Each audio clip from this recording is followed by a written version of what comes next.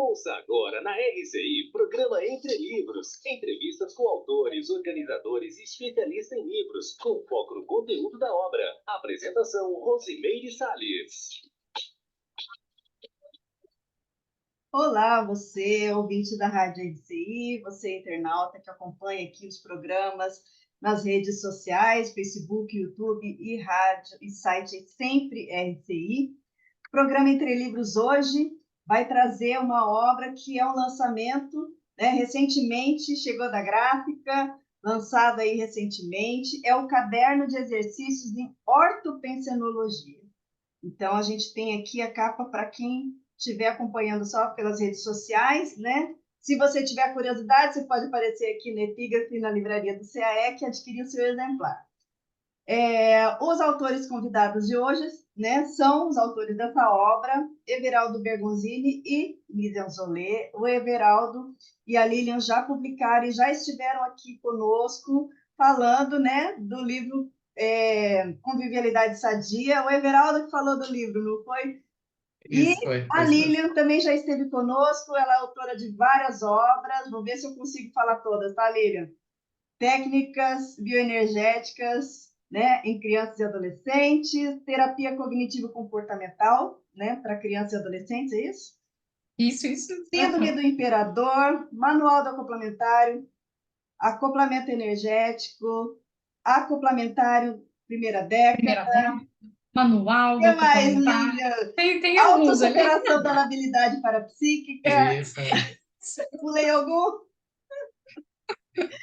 Tá tudo certo.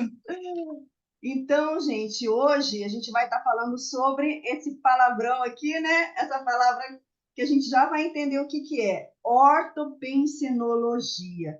Então, para a gente começar a explicar o que é esse caderno de exercício, eu queria que vocês começassem pelo básico, né? Essa palavra ortopensenologia, ela pode ser desmembrada. Então, vamos começar a falar um pouquinho assim, o que é, né?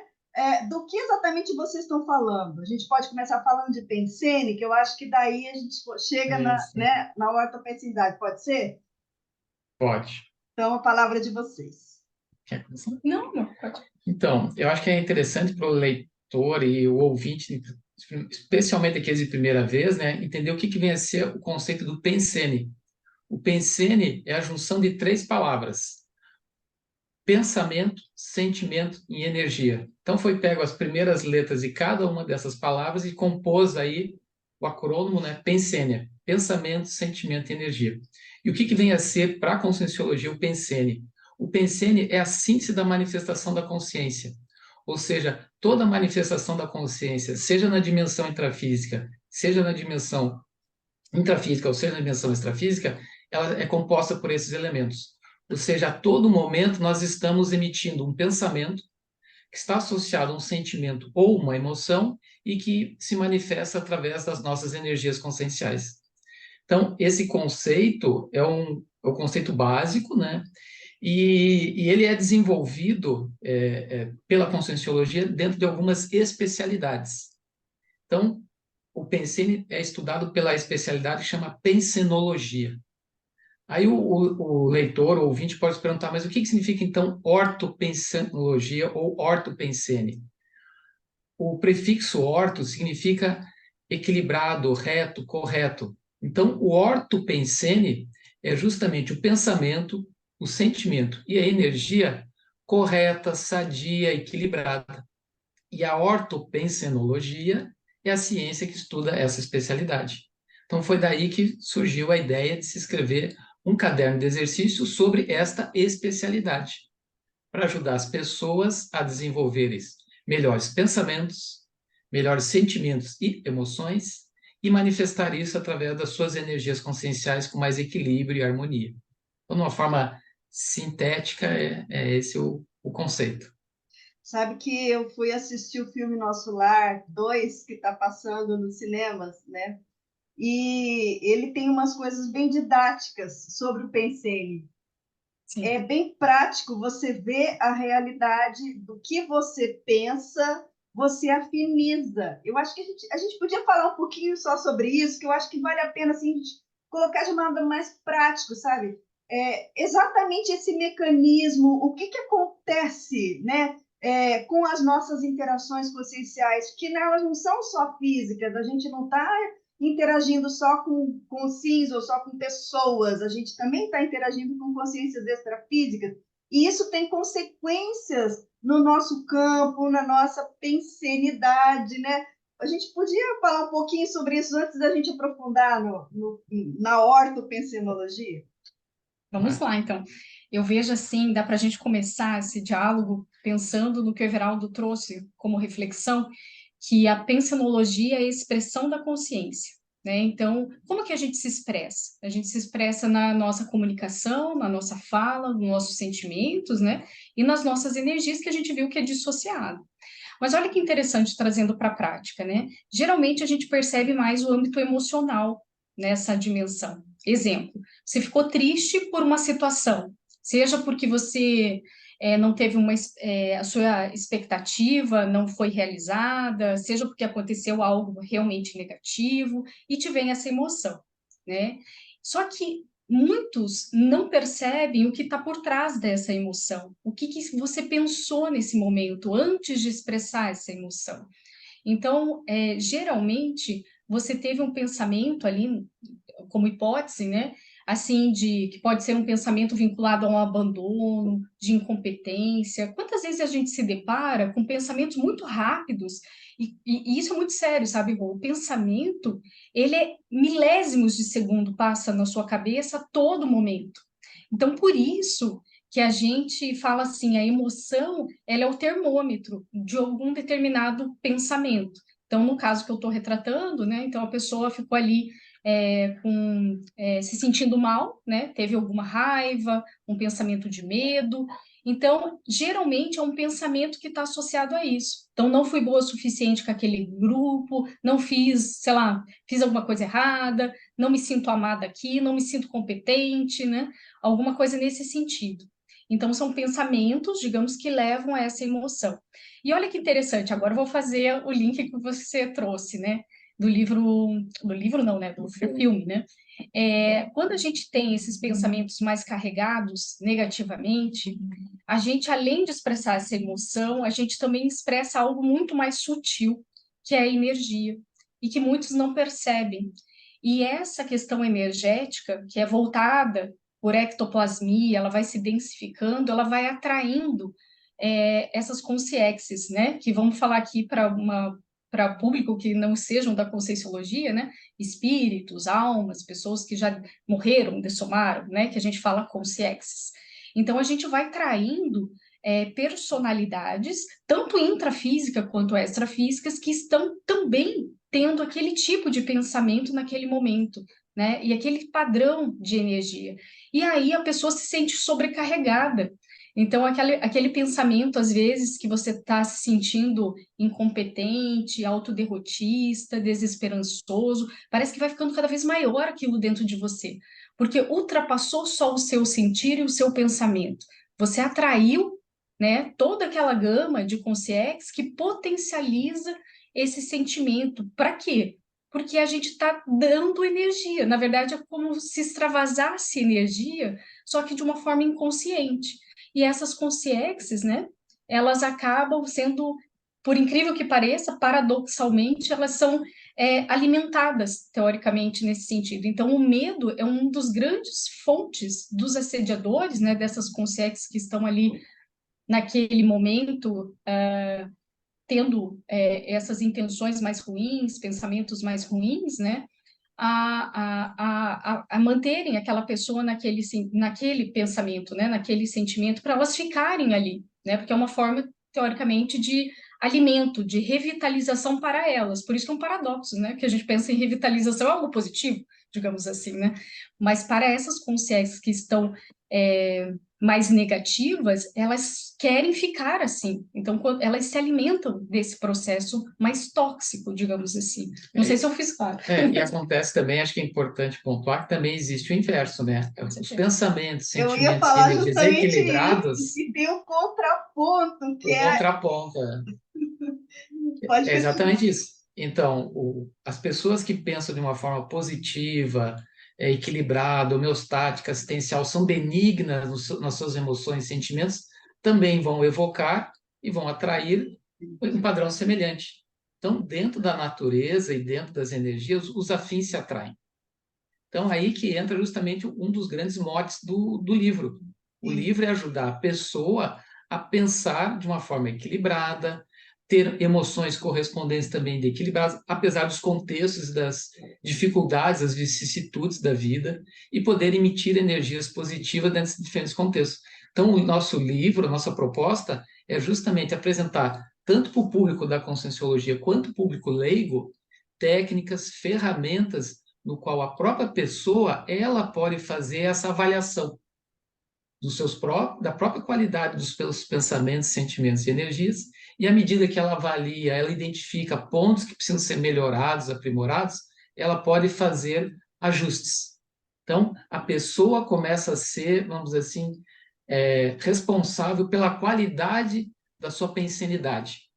Porque dentro da Conscienciologia existe um princípio: quem não pensa por si ou quem não penseniza por si é pensenizado pelos outros, seja os assediadores ou seja até as companhias intrafísicas. Então, uma pessoa, por exemplo, que ela não está atenta a isso, muitas vezes ela pode ser manipulada dentro, às vezes, dos contextos sociais dos mais diversos. E o que nós procuramos é chamar a atenção das pessoas para isso, para elas aumentarem a sua autorresponsabilidade quanto à qualidade dos seus pensamentos, sentimentos e energias.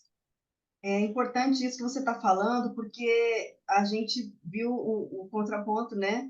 A pensilidade mais negativa, mais patológica, a pensilidade mais rígida, mas tem um caminho nisso daí, que não é 880, você decidir, não vou mais pensar mal de ninguém, pá, nunca mais você pensa. Não é assim, né? Até o nosso mecanismo até cerebral, ele vai nos remeter a voltar a padrões, né? Quer dizer, é um processo, um desenvolvimento para poder chegar numa condição de dominar, né, totalmente a nossa pensenidade de uma maneira rígida, né? Isso.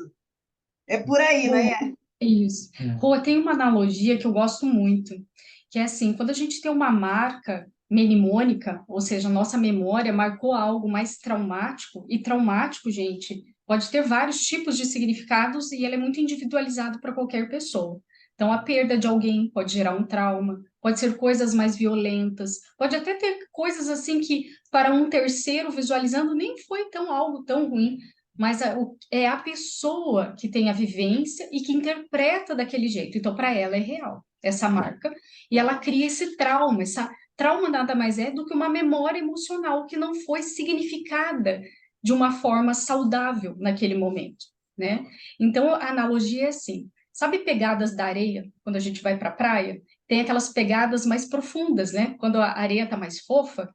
Então, vamos dizer assim, o trauma é quando aprofunda muito essa pegada na areia e não é, de repente, quando você olha para trás, ainda está pegada, né? Aí vem o vento e um pouquinho vai espalhando, vai diminuindo essa pegada, aos poucos aquilo vai sendo transformado, de repente chega um momento que não tem mais a marca, né? Então é uma analogia. Só que, claro, não é essa velocidade que ocorre com a nossa memória, né? Então, tem traumas que é vidas para a pessoa fazer uma ressignificação, né? E tem outras que demoram anos e outras meses, outros dias. Então, tudo depende da pessoa, né? O quanto que ela se dispõe para revisitar essa memória, ressignificar esse processo, né? Para ela transformar algo que para ela naquele momento era ruim, e ninguém está falando que não foi ruim, mas realmente ver outros fatores que ela não viu naquele momento. Levar em consideração as pessoas que fizeram mal, o nível evolutivo, a maturidade, o contexto daquele momento, a própria visualização dela, as reações dela naquele momento. Então, quando ela começa a abranger isso, aquela memória emocional, não é que ela vai se transformando, né? Isso que é legal dentro do processo da ortopensenidade. E a gente sempre fala assim, sabe, Rô? A gente não precisa, ou a gente não é escravo do nosso passado e nem das nossas memórias. Então, a gente pode, em qualquer momento, abrir digamos assim, essas algemas, né? a qualquer momento a partir desse processo, desse olhar de transformar o pensamento. E é interessante que, assim, a gente não consegue mudar as ações do nosso passado. Eu não consigo voltar no tempo e mudar minhas ações. Mas o Pensene, eu consigo mudar aqui e agora coisas do meu passado.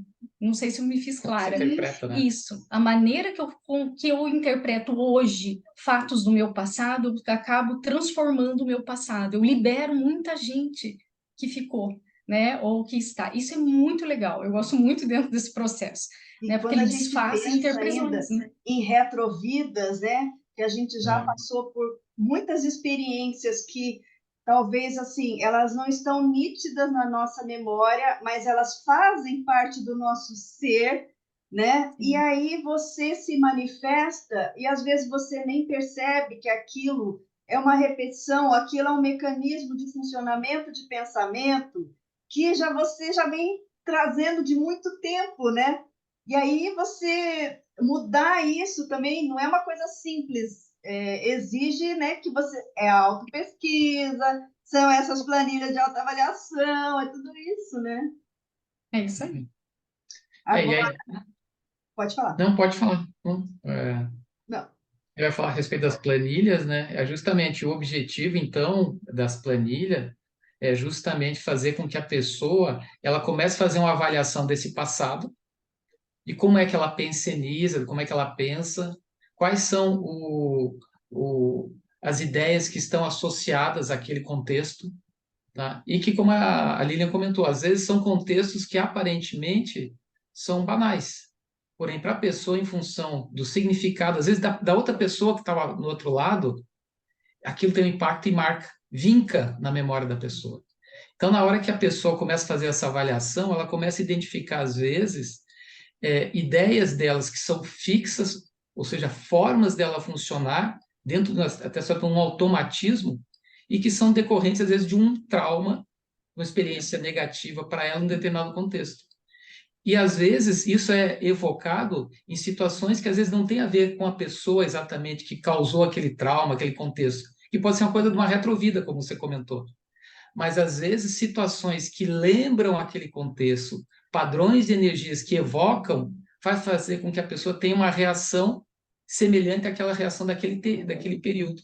E que às vezes nem sempre é o mais lúcido, mais equilibrado. Exemplo é antipatia, né? Tipo, um A exemplo antipatia da gratuita, prática, né? Tipo assim, do nada se conhece a pessoa pela primeira vez, nem sabe como que ela se comporta, o que que ela faz da vida, mas te dá uma antipatia. E você não sabe dizer, você reage de uma forma estranha com a pessoa. Então, isso que o Everaldo está falando, é que cada pessoa, eu brinco, é um livro, né? E fora o livro ali, é energia, pura energia. E por mais que você seja inconsciente quanto ao processo de energia, você percebe. E isso ativa teu processo emocional que faz você se comportar de um jeito mais automático. Então, a gente pode explicar, uma das hipóteses é isso, aquele padrão de energia daquela pessoa remete a referências passadas que você teve que não foi tão boas assim. Mas você entende, Rô, que é muito interessante porque é tudo muito subjetivo, né? Sutil. Não é que a E pessoa ela pensei tá falando assim, ah, isso é do meu passado, né? Não é tudo assim calculado, né? Eu pensei Mas assim, na hora que a gente entende isso, você entende melhor a outra pessoa, porque você julga menos. Quer ver? Eu vou dar um exemplo pessoal. Eu passei pelo luto quando eu tinha 26 anos. Então, imagina, meu namorado me liga falando assim, vamos morar junto? E eu assim, cara, vamos conversar pessoalmente. E o cara morre 3 quarteirões da minha casa. Gerou um trauma, certo? Décadas depois, vamos lá, trabalhando, né, se melhorando, eu passo por uma segunda experiência de luto. O meu luto não foi um luto normal, no sentido assim, poxa, você tem quase 30 anos de conscienciologia e ainda fica tão mal assim por causa de um luto, você sabe que ele está vivo. Mas aquilo traz, é como se houvesse a abertura de um trauma, e quando você entende e você trabalha aquilo que estava até mal resolvido lá naquele outro caso, e você vai entender, parece que o nível de reciclagem é muito mais profunda, não tem como você ser a mesma pessoa, né? E a compreensão do mecanismo de funcionamento daqueles pensenes, é, assim, é como se houvesse uma amplitude da compreensão e aquilo gera uma reciclagem intraconsciencial. Então, veja, a pessoa que olha e fala assim, como que uma professora de Conscienciologia está chorando? Aí você fala assim, tem uma história de vida atrás disso. Sim, Então, quando claro. você Somos entende consciência, que, né, Rô? assim, aquilo ali tem uma representatividade para aquela consciência, você entende melhor o outro, você tem empatia com a experiência do outro, você julga menos, né? Eu passei pela essa experiência, sabe? Por isso que eu estou me colocando como cobaia aqui, Não. E porque eu que acho que tem experiência, uma... né, Rô? Oi? Nossa, que experiência, né? Quanta reciclagem que você coloca, né? E dá para sentir, percebe isso, né? Então, Dentro de você. porque a gente, às vezes, a gente vê a gente mesmo no momento presente, mas quando você entende e você volta no passado, naquilo que machucou e você não resolveu, é como se aquilo trouxesse até mais força para você se reerguer e para você mudar a sua pensanidade. E aí é impossível você voltar a ser a mesma pessoa, né? Porque É. as reciclagens elas vão fazendo a gente, né, ir mudando esse pensene, vai sendo até natural. Aí a pessoa fala assim: nossa, como que você está diferente? Olha, É. para chegar nisso aqui, precisou Foi, de muito ralou, né? Ralou muito, né? É. Agora, Rô, tem uma coisa bem interessante que você falou, que é o mito do conscienciólogo não sentir. E isso eu acho, sim, que é uma falácia, né? Tipo assim, nós somos consciências em evolução. E eu vejo, assim, que dentro do processo da evolução, o equilíbrio, ele não é estático, ele é dinâmico, ele é fluido. Então, a gente, nessa nossa vida, né? Cada vida, dimensão intrafísica, é óbvio que pelo nosso corpo biológico, a gente tem muito mais sensações emocionais, pela própria formação desse corpo físico. E criar ou administrar isso, ele não é muito desafiador dentro do processo, né? Então, se a gente for ver dentro do intrafísico. Então, por isso que eu falo assim, essa fluidez de sentir, perceber que ficou triste rapidamente, modificar isso, perceber o que está com sentimento afetivo, amoroso, expansivo, que também é um sentimento, né? Então, essas percepções ao longo das vivências, ao meu ver, ele é muito rico, e isso nos faz crescer, né? Se a gente nos permitir. Agora, aquela pessoa que acha que não tem mais tristeza, que não tem mais raiva, que não tem mais euforia, que não tem mais nada, muitas vezes é uma repressão. Então, muitas vezes ela está ali presa, engessada, e ela pode se achar harmônica, mas é uma pseudo-harmonia. Eu gostaria de assim, deixar claro isso, assim, porque eu vejo que a harmonia ela é fluida, tem essa manifestação, entende? De sentimentos. Eu não estou falando para você ficar triste e depressivo, entendeu? Mas a tristeza faz parte do caminho, não é a depressão. Mas o sentir triste pela perda faz parte, isso quer dizer amor. Mas a questão é você ficar, entendeu? Sei lá, 20 anos, né, com a depressão, né, coisas assim. Então, a gente tem que ver esse processo emocional também como um fator biológico, mas também energético, todo esse processo, né, que eu acho que é importante, está dentro do nosso caminho, está dentro da nossa maturidade. Por isso que a gente tem que entender mais esse veículo, né, que é o E psicossom. aquilo que o Valdo fala, né? Assim, primeiro desconsidere se tem causa física, né? Uma vez ele Isso. chegou Isso. para uma colega que estava no holociclo e ela assim, eu estou assediada, me ajuda aqui, eu tiro esse assédio. Ele falou, não, você não está assediada, você está com TPM, seus hormônios estão todos assim, por isso você está irritada. Então, Tá às vezes, a irritado. pessoa ela nem sabe como é que estão os Cogitou, né? hormônios, o que está acontecendo Não. com o corpo físico. Ó, não tem nada. Então, ok. É emocional mesmo. Mas para isso precisa de autopesquisa, né? Meninos, eu vou chamar Muito. o comercial rapidinho, mas esse papo está muito bom, então, pessoal, fique antenado aí que a gente já está de volta. Programa Entre Livros. Apresentação: Rosimeire Salles. Voltamos a apresentar Programa Entre Livros. Apresentação: Rosimeire Salles.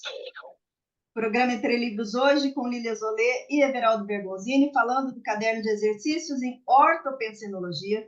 vocês começam aqui, né, falando de Conscienciologia, de Pensenologia, que a gente já falou um pouquinho, mas vocês já vão direto para o Mental Soma, né? Vamos falar um pouquinho do Mental Soma nesse processo do ortopensene? A nossa ideia de começar pelo ortopensene até pode parecer paradoxal, né? A gente está chegando no máximo. Mas a gente quis seguir justamente a estrutura do pensene. Todo pensene começa pelo pen, que é o pensamento. Então, se esse pensamento ele é equilibrado, a chance dele se manifestar, as emoções e as próprias energias é muito maior. A gente não pode esquecer que toda a nossa ação começa por uma intenção.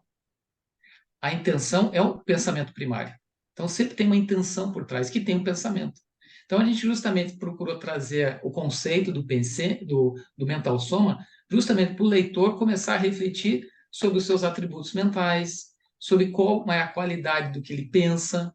Para aquele leitor que é leigo e não conhece a conscienciologia, também explicar o que vem a ser esse conceito, o que é o corpo do discernimento. Então, a gente procurou fazer uma escrita bem didática para facilitar para o leitor, para ele entender essas unidades básicas de manifestação e esses veículos de manifestação, que é indissociável, né? Quando a gente coloca aqui essa separação pensamento, sentimento e energia, é uma separação didática, porque ninguém consegue ter um pensamento sem ter uma emoção, um sentimento. Eu desafio, por exemplo, quem está nos escutando, tem um pensamento sem ter uma emoção. Pode ser que a pessoa não identifique. Aí é aquela pessoa que tem uma dificuldade chamada alexithymia, né? Que é a dificuldade que a pessoa tem de identificar as emoções, mas ela tem. Só que é difícil, às vezes, nominar. E, ao mesmo tempo, a pessoa vai fazer, a hora que ela pensa e ela sente, ela vai manifestar as suas energias conscienciais e vai emitir para o ambiente. Eu costumo fazer uma analogia, até no livro da Convivialidade Sadia, a gente faz essa analogia quando a gente explica o pensene, em que a gente mostra que o pensamento, ele na verdade, o pensene, ele funciona como se fosse a onda de um rádio. Nós estamos falando agora no rádio, né? Então as pessoas estão escutando, estão nas suas casas ou no carro, estão escutando essa informação a partir do quê? De uma onda eletromagnética que é modulada, que é uma rádio AM, né? Modulada, e que vai a informação da voz, da música. E o pensene é a mesma coisa. Os nossos pensamentos e sentimentos, eles estão modulados dentro das nossas energias. Por isso que, às vezes, quando a gente tem contato com uma pessoa, ou às vezes nem não chegou a ter o contato, toca o telefone. Você, às vezes, nem olhou quem que está no visor ali, você já sabe que aquela pessoa, às vezes, é um colega, um amigo, que vai passar uma determinada informação, que aconteceu algo importante. Você captou antes, segundos antes. Como é que essa informação chegou para você? Foi a partir das energias. Então, na hora que você capta essas energias, você está trazendo o conteúdo que é dos pensamentos e sentimentos. E isso acontece no nosso cotidiano todas as horas. É interessante, trazendo o mental soma, né? Que assim, as técnicas, sabe, a gente tentou puxar muito para desenvolver ainda mais habilidades mentais somáticas. Então, exemplo, juízo crítico, associação de ideias, aumentar o detalhamento, né, o detalhismo. E é interessante que a conscienciologia é recheada de técnicas, né? Então, o professor Valdo Vieira foi assim, nossa, foi hiper maravilhoso, né, em fazer isso. Só que, às vezes, talvez a gente não consiga entender a interação de todas essas técnicas para melhoria da pensenologia. Exemplo, uma pessoa que faz fichamento no Lociclo, né, fichamentos de livro, né, parece que é uma coisa muito metódica, né, que só vai trabalhar alguns aspectos. Mas pensa bem, se ela trabalhar bastante fichamento, que é o detalhamento do livro, coisas minúcias, ela vai ser mais detalhista, saindo do holociclo, ela vai ficar mais detalhista quanto ao ambiente, quanto às pessoas que estão interagindo. Então, o mental soma, eu vejo que essa habilidade mental somática, quanto mais desenvolvida, é um pré-requisito para a ortopensenologia. Então, quanto mais a gente desenvolver esse processo, mais a gente vai dar nome para as coisas que a gente sente. Quanto mais vocábulo a gente tem, mais a gente entende os outros e a nós mesmos, né? Então, a gente discrimina mais padrões de energia. Então, a gente faz associações de ideia. Olha que interessante, associação de ideia é quando você interpreta uma coisa ou a vivência que você teve com uma pessoa, você, quando desenvolve esse atributo, você começa a pensar e questionar, mas será que não está acontecendo alguma coisa diferente que eu não estou percebendo? Será que ela está passando por alguma coisa que eu não vi ou que eu não estou percebendo? Ó, associação de ideias. Você vai ampliando o leque de interpretações das situações. E isso, por si só, aumenta a reflexão. E isso, por sua vez, né, nos possibilita escolher pensamentos diferentes, a escolher a emoção. Olha que interessante, né? Porque Então você não fica discernimento também é destinado. atributo, né? Isso! E assim, e aí a gente não fica destinado a só ficar no piloto automático, reagir, sentir a mesma coisa naquela situação, ficar sempre bravo com determinada situação. Então você começa aí a aumentar o seu âmbito de lucidez perante essas vivências e ter a oportunidade de escolher sair do automatismo e perceber essas nuances, né, dentro desse processo. E para finalizar, e aí tem a pitadinha energética total, né, parapsíquica. Então, como nós trabalhamos muito esse, né, os parafenômenos dentro da conscienciologia, dessa forma mais científica, né, então tudo isso anda junto, né, então a pessoa também percebe não apenas essa dimensão, mas ela também está atenta às consciências, companhias extrafísicas, padrões de energias do ambiente, e tudo isso junto a gente vai modulando dentro da gente assim, Rô, em questões, entende? Quem faz as técnicas, no início é difícil perceber, né? Mas com o passar do tempo, vira um hábito. E quando você vê, você já está funcionando desse jeito, né? Então, a única coisa que a gente pede para os leitores, ouvintes, é assim, as técnicas, gente, dão certo. A gente fez conosco, sabe, Rô? Vários traços, vários pensamentos, a gente conseguiu transformar. Só que, assim, persistam. A técnica, a gente não muda um pensamento de um dia para a noite, de um mês para o outro. Então, exige uma mudança de hábito, exige mais de... Quantos que você viu? Vários meses, vários Meses, três, parece que é 3 a 6 meses. meses, né? Então, e esse é o período do gargalo. Parece que tudo... Você quer desistir da técnica porque é metódico, porque é chato ficar anotando, né? E aí a gente incentiva no livro, né? A gente até faz um diálogo, assim, com o leitor, né? Não desista, vai, né, dentro desse processo para conseguir essa ressignificação, né? Até a memorização, né, ela faz parte do mental soma, né? Isso, perfeito. Agora eu fiquei pensando, porque tem um lado do mental soma que é a racionalização, e que se a pessoa ela não souber aplicar essa racionalização, digamos assim, racionalmente, como é que eu vou explicar isso? É um Há um mecanismo de processo defesa, né? de racionalização que inibe o psicossoma, que não é a condição mais madura ou, vamos dizer assim, mais eficaz para poder se desenvolver o mental soma, né? Vocês podem falar um pouquinho disso? Que a Claro, eu pessoa acho que as se pessoas... coloca como se fosse mental soma, mas ela está abafando totalmente o psicossoma dela. O que a gente vê é o seguinte, dentro do processo evolutivo, a hora que a gente conseguir avançar dentro do processo da escala evolutiva, vai ter um momento que a gente vai poder se liberar do corpo físico. Nós não vamos mais precisar ressomar, né, renascer. E a mesma coisa vai acontecer com o segundo veículo, que é o psicossoma. Mas nós, na nossa condição ainda, até o serenão, desde o vírus até o serenão, nós temos que trabalhar com esses limitantes ou com essas variáveis. E as emoções é uma variável. Então, as pessoas às vezes confundem a questão de abafar ou reprimir a emoção de ter superado a emoção. Você reprimir a emoção, você não superou a emoção, você simplesmente escondeu ela. Você está escondendo, é a mesma coisa que colocar a sujeira debaixo do tapete, né? Você não elimina a sujeira de um ambiente escondendo debaixo do tapete, você tem que fazer a limpeza. E para você fazer a limpeza, você tem que encará-la de frente. Então, muitas vezes, dentro dos mecanismos de defesa do ego, como a Lilian comentou, tem um deles que se chama da racionalização, que é aquele famoso mecanismo das uvas verdes lá da fábula lá do Esopo, né? Que a raposa tentou pegar as uvas, quando viu que não conseguia alcançar, que ela falou, não, as uvas estavam verdes, então não tem problema, por isso que eu não vou pegá-la. E isso acontece no nosso dia a dia. Às vezes, quando a gente não consegue algo, ou quando a gente, às vezes, reage de uma forma, às vezes, irracional ou emotiva, e a gente racionaliza aquilo, né? Não, ela merecia isso. Você vê, ela não é uma pessoa legal, ela não age assim, legal com as outras pessoas, então eu vou fazer a mesma coisa. A pessoa racionalizou. Então, a gente tem que começar a identificar essas emoções para poder fazer aquilo que a Lilian comentou, que é de reciclá-la. Você só consegue reciclar algo se você senti-lo. Esse sentir pode ser agradável ou desagradável, tá? Mas você tem que sentir.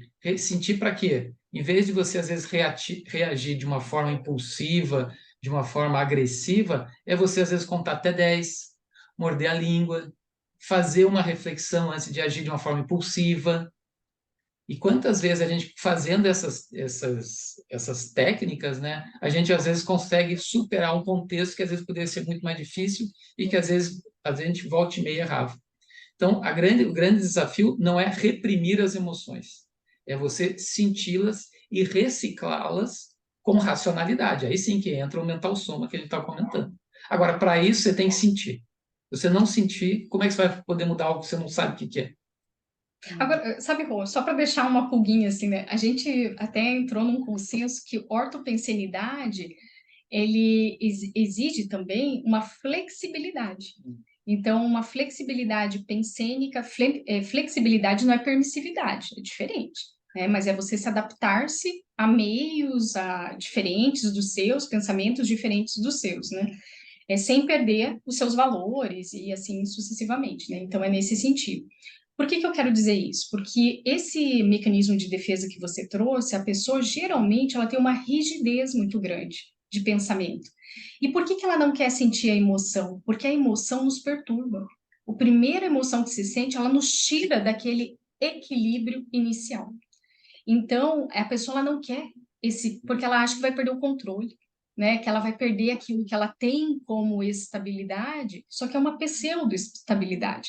E eu vejo que pessoas que têm essa ortopensenidade, essa teática, elas são flexíveis, ou seja, elas sentem, mas elas administram e elas agem, entende? Então, elas não deixam de sentir, mas elas transformam aquilo. Então, ela é flexível dentro desse processo, né? Por isso que eu brinco que a ortopensenidade, ela é fluida, ela não é estática. E quanto mais rígida uma pessoa, quando eu falo rígida, é de pensamento, de não sentir, né? A rigidez é aquela pessoa que pode ser altamente intelectual, só que ela sempre está argumentando e ela não tem associação, ela não vê pontos diferentes do que aquilo que ela pensa. Então, ela pode criar um construto muito bom, só que é só numa direção, ela não vê outras linhas, é isso que eu quero dizer, né? Então, é diferente daquele mental soma que a gente falou que é para expandir. Essa não, ela é rígida, ela quer um caminho, no máximo dois, que dão no mesmo parâmetro que ela conheça. Porque se for diferente, ela não sabe lidar, né? Então aí ela tem medo desse contato. Mas o bacana é que todos nós conseguimos mudar, entendeu, Rô? Mesmo a pessoa rígida, com técnicas, arregaçar manga, suar sangue, não é isso? Se colocando em situações assim de pagar mico, né, de se expor, ela vai aprendendo, né? Então a gente vai modulando também os nossos pensamentos. Isso que é bacana da evolução, a gente consegue fazer esse processo. A gente falou já aqui de psicossoma, né, um pouquinho no primeiro bloco, falamos um pouquinho agora, mas vocês têm um capítulo inteiro, né, sobre a psicossomatologia. O que mais que a gente pode falar aí desse veículo e dessa, vamos dizer assim, o SEM do Pensene, né? Como é que ele se manifesta e como é que a gente faz para poder lidar com ele aqui pelo caderno? Eu acho que um aspecto que é importante, dentro dessa condição que a gente comentou, a gente tem que sentir. A questão não é você abafar essa sensação, é você sentir. Muitas dessas sensações ou dessas reações impulsivas que nós somos é decorrente do nosso próprio corpo e do nosso próprio cérebro intrafísico. O cérebro intrafísico ele tem uma série de mecanismos de defesa que são necessários. Tá? Por exemplo, o próprio medo. O medo ele é necessário. Ele que preserva a sua vida. Por exemplo, você vê uma cobra, a pessoa vê uma ameaça, alguma coisa que ameace ela vai sentir um medo, que é natural, que é parte da autopreservação. A grande questão é que às vezes a pessoa vê medo em situações que não são reais ameaças. São ameaças na cabeça dela. Então, por exemplo, às vezes uma pessoa não cumprimentar ela num determinado dia, ou não dar devida atenção, ela fica magoada com a pessoa por causa disso. Ah, o fulano e tal não gosta de mim, ou ele ficou magoado por alguma outra coisa. Então a pessoa começa a criar uma série de enredos, né? Então, a grande questão é a gente saber fazer essa análise crítica das próprias emoções. E para isso você tem que ter essa escuta. O fato de você abafar, colocar debaixo do tapete, esconder, não permite que você escute essas emoções. Como eu comentei há pouco, a lexitimia é a dificuldade da pessoa que tem de nominar as emoções. Então, um dos primeiros dicas para aquela pessoa que quer aprofundar e trabalhar as emoções é nominar essas emoções. A hora que você denomina aquilo, você começa a diferenciar o ressentimento da mágoa, a alegria da euforia, a tristeza da angústia. Então, você começa a dar um nome para aquilo. E a hora que você começa a nominar, você começa a ver a intensidade da emoção, começa a identificar, às vezes, a natureza dela, as consins e consciex que estão associadas, né? Então, você começa a expandir um pouco mais para entender o seu modus operandi. Então, agora, para isso, cada um tem que fazer o seu dever de casa. No livro, a gente passa técnicas que vai ajudar a pessoa a refletir sobre isso. Mas a pessoa vai ter que fazer um investimento nisso. É interessante, Rô. E agora eu vou pegar, assim, eu vou trazer mais questão de cérebro mesmo, mais do intrafísico, mas que é fundamental para entender, né? Quando a gente dá nome para uma emoção, é como se o cérebro entendesse algo mais concreto. Aquilo que era abstrato e confuso para ele se torna algo palpável. E quando é algo concreto para a pessoa, é muito mais fácil trabalhar, entendeu? Então, a partir dali, por isso que a gente inicia sempre com as paraterapêuticas, terapêuticas, dentro desse auto-pesquisa. Por isso que a Conscienciologia é rica em auto-pesquisa, né? Então, a gente traz mais concretamente para nós, né? Porque isso já é o primeiro passo. Porque fica muito mais fácil você trabalhar com algo que você conheça, tanto positivo quanto negativo, né? Dentro desse processo. E outra coisa que eu acho bem legal para terapêutico, que eu trabalho assim com as emoções, vendo elas como positivas, independente das sensações. Exemplo, para mim elas são sinalizadores. Assim como tem a sinalética energética parapsíquica, né, que a gente fala, né? As emoções elas podem ser um sinal. Então elas nada mais são que ativadores neuroquímicos, tá? Que o nosso corpo produz e reagem a algum sinal dentro do nosso corpo. Mas teve algo que provocou isso. Isso que é o bacana. Então, se você anotar as emoções que você teve, não precisa ficar anotando todo segundo, né? Mas aquelas mais assim intensas, tá? Tanto assim que você acha que teve qualidades ou resultados positivos, quanto algo mais negativo da tua interpretação, eu marco, tá? E eu anoto. Qual que é a situação que eu tô nesse momento? Tô aonde? Ah, tô na epígrafe. Tô com quem? Né? Ai, fulano, cicrano, blá, blá, blá, blá. O que que eu senti ali? Ai, felicidade, né? Senti banho de energia. Qual que é o pensamento o que que eu pensei naquele momento?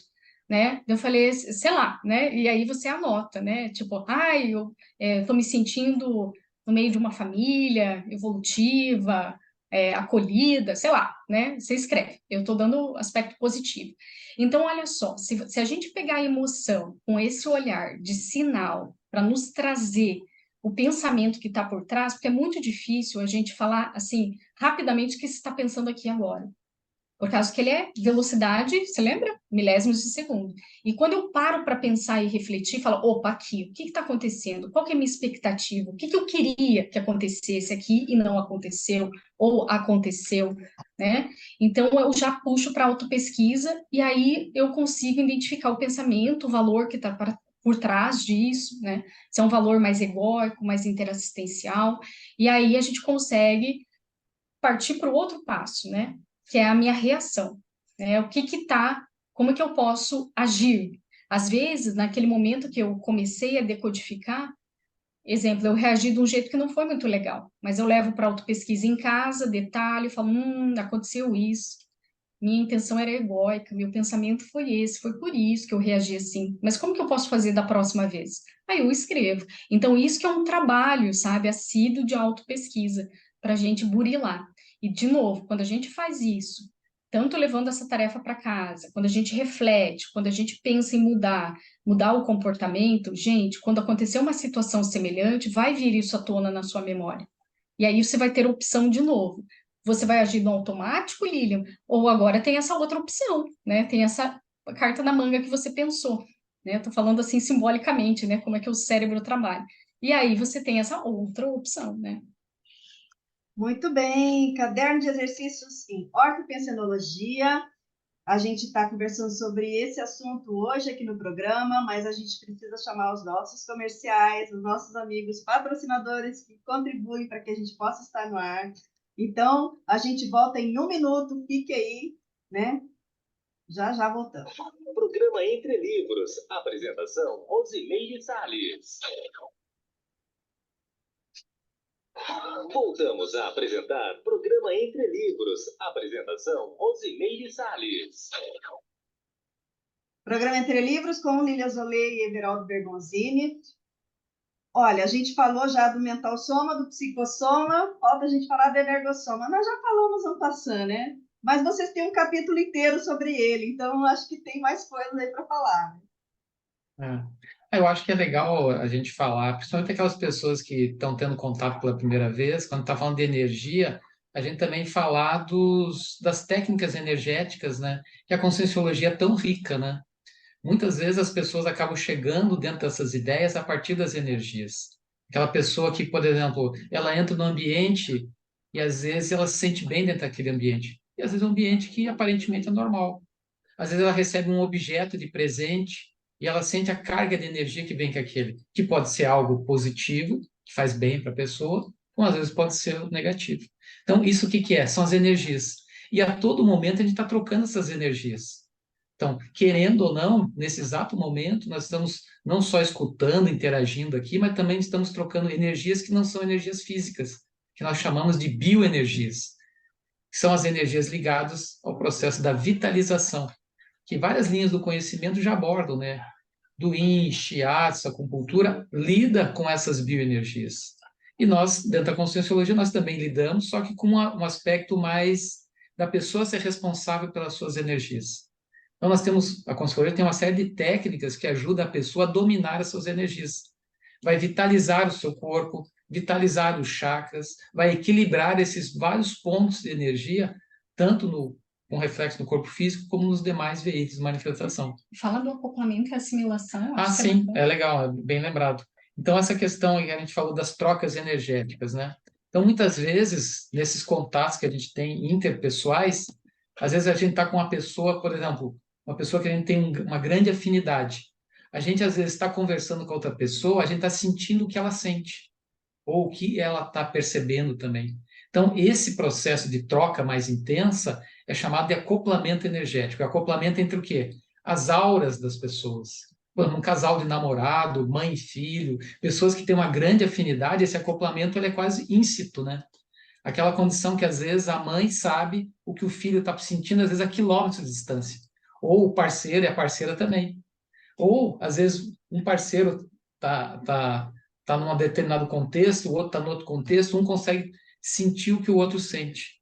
Então, e essas trocas não é só também entre pessoas da dimensão intrafísica, também acontece entre nós que somos consciências intrafísicas, ou temos esse corpo biológico, e as consciex, ou os espíritos e almas que já perderam o corpo físico. Esse acoplamento também acontece. Isso que acontece, por exemplo, na mediunidade, no fenômeno da mediunidade, que várias linhas do conhecimento estudam, o espiritismo estuda, né? Que é justamente esse acoplamento entre uma consciência, que é um espírito, uma consciência, que é um espírito, e uma consciência intrafísica, que é uma consciência. Então, ela recebe, ela acopla.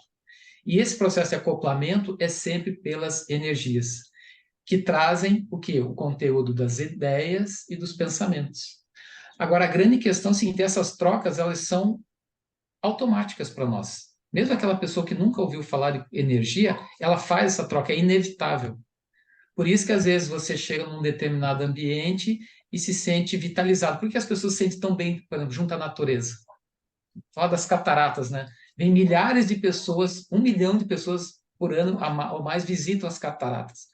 Tem toda a questão da beleza da natureza, o frescor do ar, mas tem também muito a ver com as energias ali. Então a pessoa sente e aquela volume d'água, aquelas hidroenergia tão intensa, ajuda a pessoa a se sentir bem. né?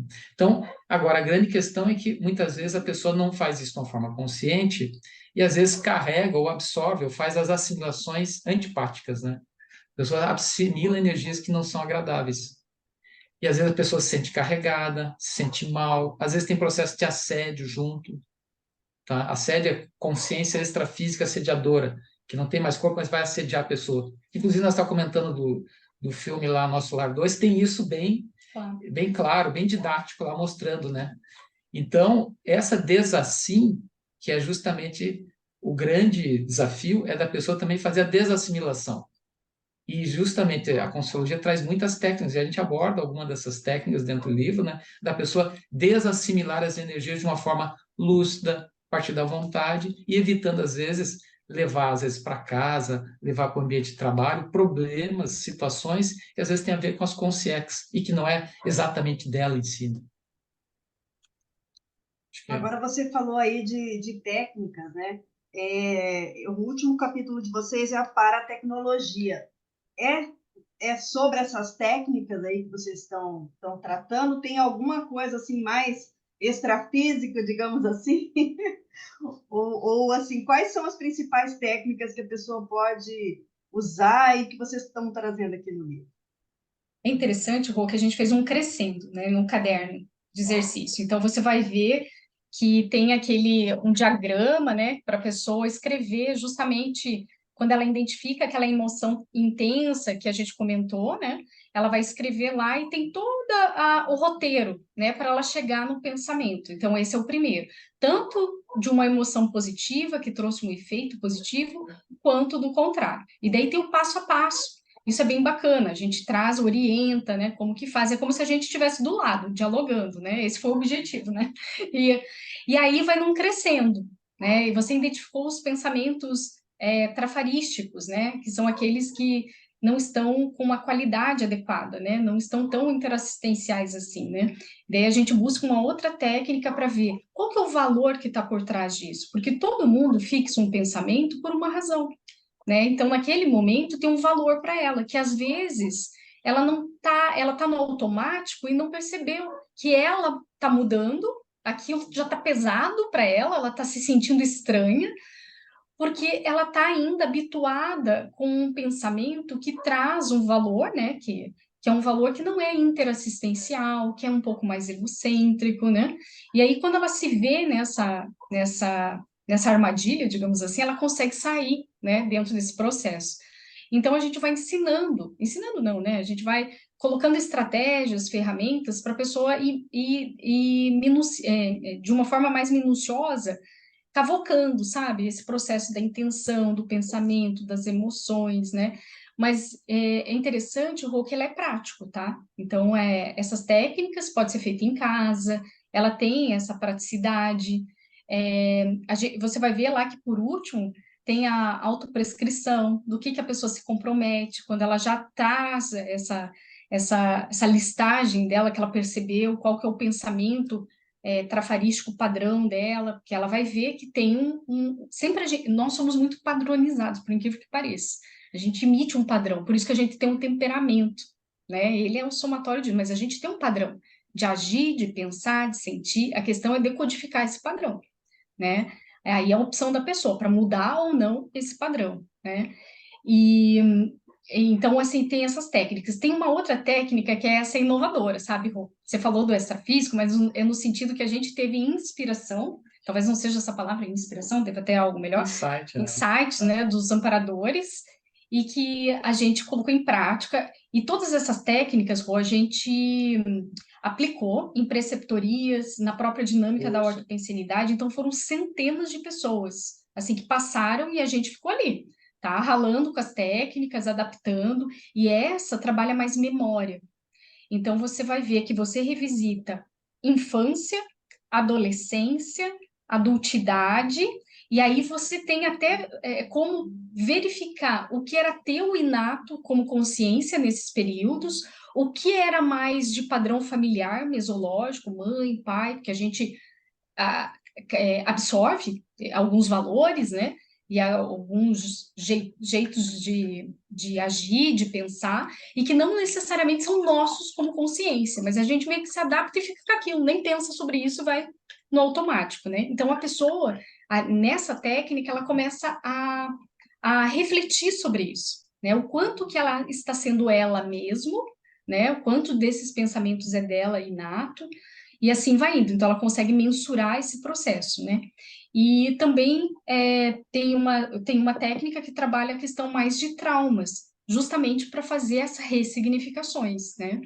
E essa técnica também deu muito resultado nas preceptorias, assim, deu boas, ou pelo menos, né, os pesquisadores que fizeram falaram que foi uma abertura mesmo de portas, que a partir dali eles conseguiram oxigenar, digamos assim, né, os pensamentos, as energias para trilhar de uma nova forma, né, como se desassediasse mesmo esse processo, né. Então, essa é a linha, sabe? Mas eu acho bacana que a gente sempre no final fala autoprescrição, porque a cura está na mão da própria pessoa, né? Não adianta a gente terceirizar, gente, esse processo. A responsabilidade é íntima. E outra questão é assim, não somos escravos do nosso passado. Dependente do que fomos, que fizemos, nós temos os direitos e exercemos essa liberdade de mudar a todo momento. Isso que é o legal, né? Dentro desse processo de vida, né? Então, a gente tem essa oportunidade. A questão é a gente realmente olhar o que precisa ser mudado e transformar. E todo mundo consegue transformar. A velocidade desse caminho, quem dá é a própria pessoa, tá? E a gente respeita. Cada um tem o seu tempo, tem o seu momento, não é isso? Mas é possível fazer esse processo. Você falou uma coisa muito importante aí que é bom frisar, né? Essa obra aqui, ela não foi desenvolvida simplesmente por vocês, vocês fizeram aí, né, todo digamos assim, um trabalho de campo, né? Colhendo aí informações digamos assim, experimentações com outras pessoas, né? Até uma centena, você falou. Então, isso é muito bacana, que é o resultado de um trabalho, né? Um trabalho de Acho que foram pesquisa. 400 experimentos na dinâmica, Rô. Puxa. É muita coisa. E fora a preceptoria, que não está contada aí. Uhum. Né? Então, é muito experimento. Então, ele parece simples, né? Você olha assim, caderno de exercício. Mas a gente quis dar esse tom, sabe? Para quê? Para deixar disponível, para ver que não é difícil. É desafiador, né? Para a pessoa. É desafiador, mas não é impossível. Tem 2 minutinhos aqui para encerrar o programa. Eu queria ver se tem alguma coisa que assim, vocês julgam que é muito importante, que vocês queiram deixar aí para o leitor, ou o pessoal que está acompanhando a gente aqui na rádio, ou aí nas redes sociais, né? Como palavra final de vocês. Eu acho que vai muito nesse tom que a gente deu, né? O caderno de exercício é um conjunto de ferramentas que a gente está disponibilizando para as pessoas, tá? Agora, a tarefa, o desafio é da pessoa justamente ela investir no seu processo primeiro, de autopesquisa. A gente fala na consultoria de autopesquisa, muito de autopesquisa, e às vezes as pessoas leigas não entendem o que vem a ser, por que da importância disso. A importância da autopesquisa é para a pessoa se conhecer melhor. Muitas vezes nós somos, às vezes a gente conhece muito bem o que a gente deseja, mas a gente conhece muito pouco o que nós somos. Tá? E o objetivo desse caderno de exercício é a pessoa identificar mais o que ela é, a partir dos seus pensamentos, como é que ela sente, como é que ela funciona. Existe uma lógica por trás disso e que é acessível. A nossa proposta do livro, até a forma que a gente construiu ele, a gente usou os neologismos da conscienciologia, que é inevitável, é uma ciência. Mas a gente procurou fazê-lo o mais acessível possível para aquela pessoa que também é leiga.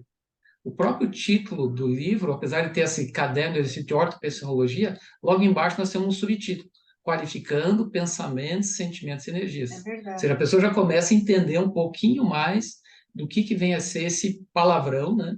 Que é a ortopensologia.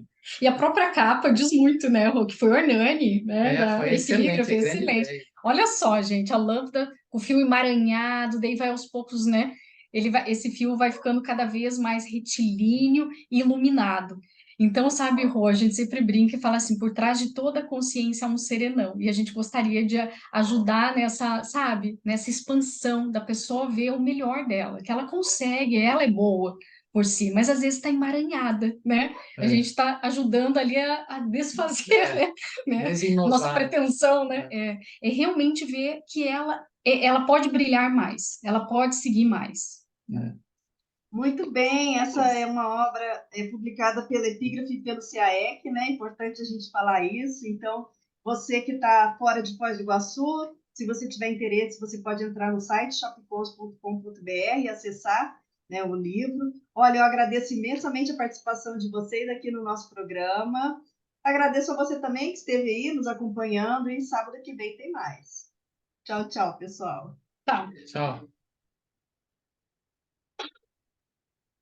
Você acabou de ouvir Programa Entre Livros, com Rosimeire Salles, aqui na RCI.